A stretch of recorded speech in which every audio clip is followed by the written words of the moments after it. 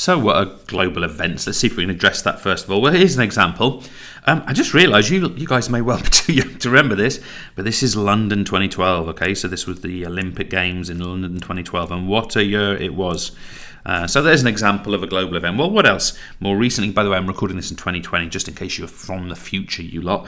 But here we've got the FIFA World Cup, okay? So here we've got the FIFA...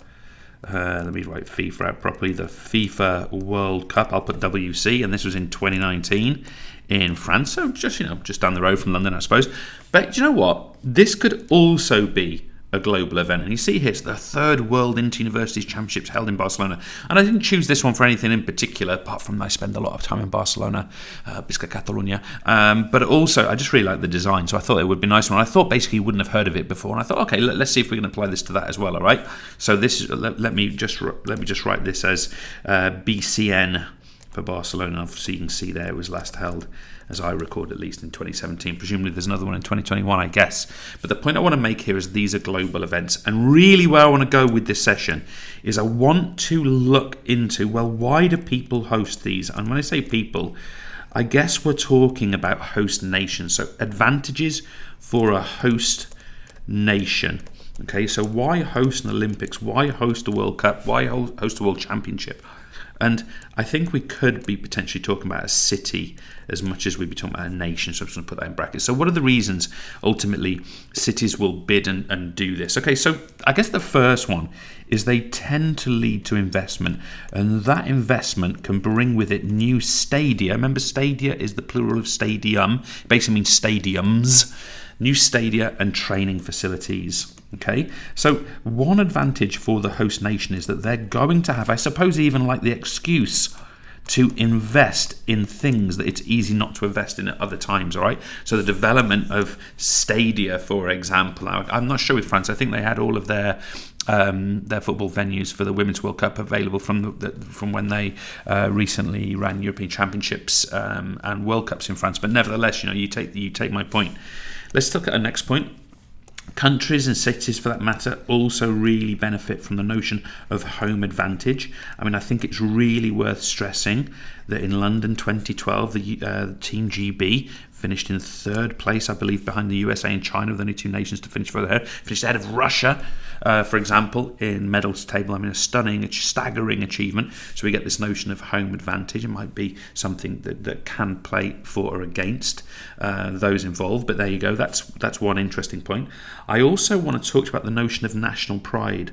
Okay. Now, in terms of the Barcelona example here, you can literally see it. We have the logo is the outline of Antoni Gaudi's Sagrada Familia, and you can literally see that kind of nationalistic pride or architectural pride coming out of this.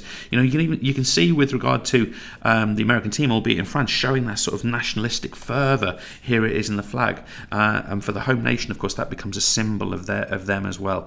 And I mean, I would say something to you here. I'm not a particularly patriotic person, but I felt one of the few times in my life, I'm not saying patriotism is bad, by the way, it's just I don't feel it very strongly. That's just a personal experience for me. But I've never felt more patriotic than I did during the London 2012 Games, for example. It's an interesting notion from the perspective of national pride, right? What about this one?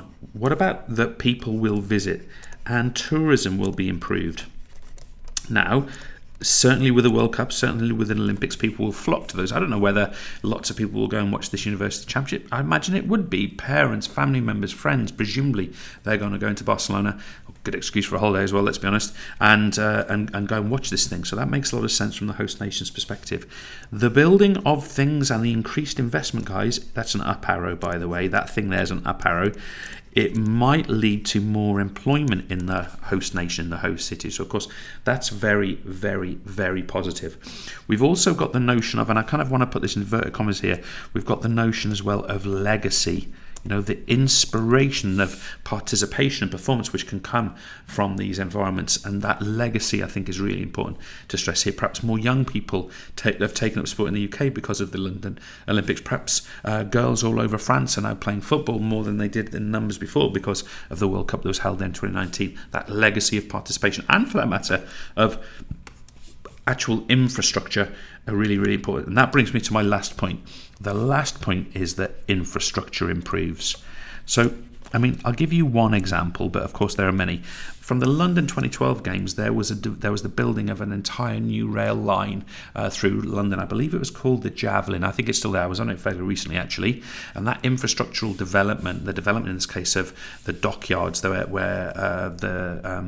Stratford, where the stadium and the park was actually built, it's a development of infrastructure. This is now a really interesting place to go. It's really thriving, when before perhaps it wasn't. Again, that links back to legacy. That's all.